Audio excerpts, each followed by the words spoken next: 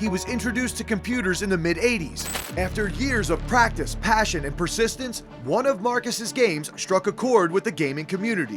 When players had an issue with the game, Markus would get the heat.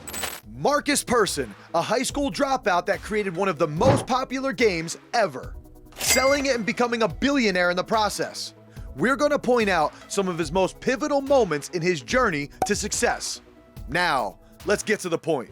Born in Stockholm, Sweden, he was introduced to computers in the mid-80s, and by age 7, he was programming on his father's Commodore 128. By 8 years old, he produced his first game, a simple text-based adventure game, but he was only 8 years old. Points for having a focused interest as a child.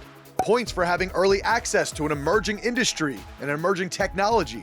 Points for goal setting, for planning, for completing tasks. As a child, those things are really rare. So points for young Markus. Well done. By high school, he knew he wanted to develop games, even telling his high school counselor, to which he responded, well, that's probably not going to happen. Of which she wasn't wrong, it's not common. He continued to be uncommon by dropping out of high school and spending the next few years tinkering with his passions of gaming and developing. Okay, so we have to subtract a point for dropping out of high school, right?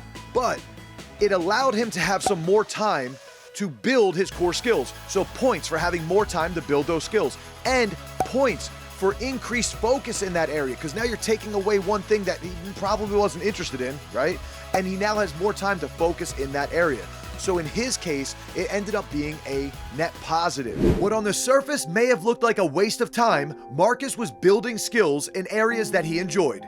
In his 20s, he worked for the game developer King, known for the Candy Crush series of mobile games. Also working as a programmer for the photo gallery and creation site Jalbum. And with his spare time, he created and developed games for competitions. Markus is stacking up experience points at this moment in time, because he has experience in his core skill of developing by working for King, by working for Jalbum, and then he's gaining more experience in developing, doing gaming competitions in his spare time.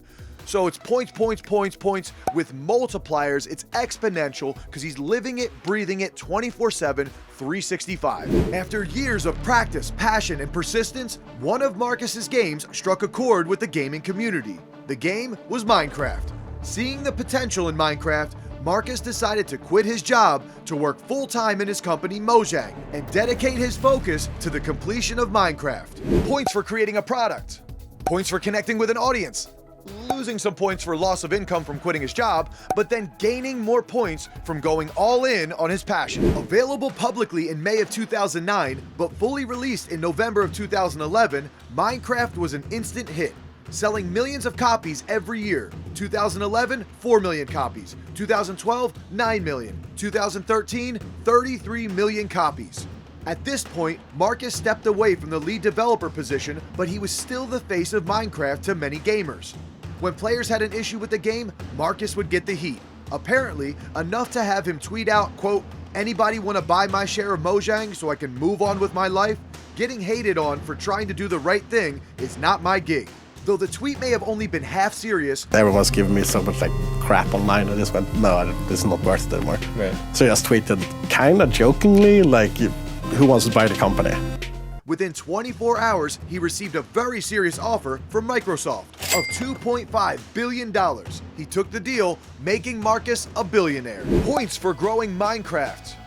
Losing some points for stepping down as lead developer, and we're going to take away some points because he had some emotional, non-calculated actions. But regardless, those actions gave him a bunch of points to the tune of $2.5 billion. We're not going to give him 2.5 billion points. Let's just give him 10 points. So points for selling Mojang. In an instant, Markus leapt into the top 2,000 richest people in the world. So what was his next business move? Not much. He pretty much did what he did before Minecraft.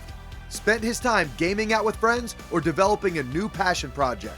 Only now, it was in a $70 million Beverly Hills mansion. That evolved into throwing huge house parties in the hills. Taking away points here, because we have a distraction from business, minus points. We have a loss of business focus, or just a loss of focus in the area that got him here. Right? So negative points. When he wasn't throwing parties, he regularly expressed his opinions on Reddit forums and throughout social media. When Markus received backlash for some opinionated social and political tweets, a Minecraft update removed all mention of Markus from the Minecraft game menu, and Microsoft further separated from Markus, stating that his views, quote, do not reflect those of Microsoft or Mojang. We're gonna take away more points here because he's distracted from anything productive, so minus points. Though recent years for Markus haven't yielded anything close to the success of Minecraft, whatever could. He's developed and created one of the greatest games that will ever exist. And he's done it his way, doing something he loves, and he's created financial freedom for himself in the process. So what's the point? Success leaves clues. Learn from those that have succeeded from a similar place to where you might be right now. What are your success points? Let us know in the comments. And check out some of these other awesome videos and learn from other amazing entrepreneurs on how to succeed in business without a college degree.